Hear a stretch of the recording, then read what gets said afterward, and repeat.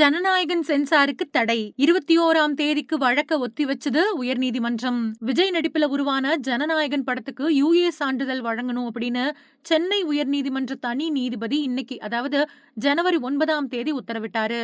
இவரோட இந்த உத்தரவை எதிர்த்து மேல்முறையீடு செஞ்சது சென்சார் நிறுவனம்.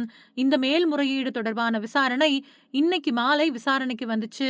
வழக்க விசாரிச்ச சென்னை உயர்நீதிமன்ற தலைமை நீதிபதி வழக்க 21ஆம் தேதிக்கு ஒத்திவச்சாரு. அது மட்டும் இல்லாம தனி நீதிபதி வழங்கின தீர்ப்புக்கும் தடை விதிச்சாரு.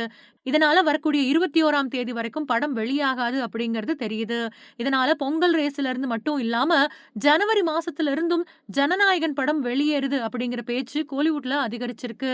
தெலுங்குல போன 2023ஆவது வருஷம் வெளியான பகவந்த் கேசரி படத்தோட ரீமேக் தான் ஜனநாயகன் படம் அப்படின்னாலும், படத்துக்கு சென்சார் கொடுக்கறதுல சில பிரச்சனைகள் இருக்கிறதா பேச்சுக்கள் அடிபடுது.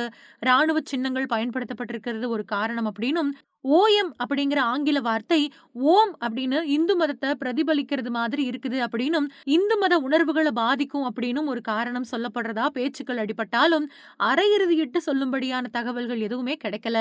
இப்படி இருக்கையில படத்துக்கு சென்சாருக்கு போன டிசம்பர் மாசம் 18ஆம் தேதி விண்ணப்பிச்சிருந்தாலும், படத்துக்கு சென்சார் கிடைக்க வேண்டி படக்குழு தொடுத்த வழக்குக்கு 9ஆம் தேதி காலையில தீர்ப்பு வழங்கப்பட்டுச்சு. படத்துக்கு யுஏ சான்றிதழ் கொடுக்கலாம் அப்படின்னு தனி நீதிபதி உத்தரவிட்டாரு. உடனே இந்த தீர்ப்பை எதிர்த்து சென்சார் நிறுவனம் மேல்முறையீடு செஞ்சது. இந்த மேல்முறையீட்டு மனுவை விசாரிச்ச சென்னை உயர்நீதிமன்ற தலைமை நீதிபதி தனி நீதிபதி பிறப்பிச்ச உத்தரவுக்கு தடை விதிச்சாரு. அது மட்டும் இல்லாம வழக்கு விசாரணையை வரக்கூடிய 21ஆம் தேதி வரைக்கும் ஒத்தி வச்சிருக்காரு.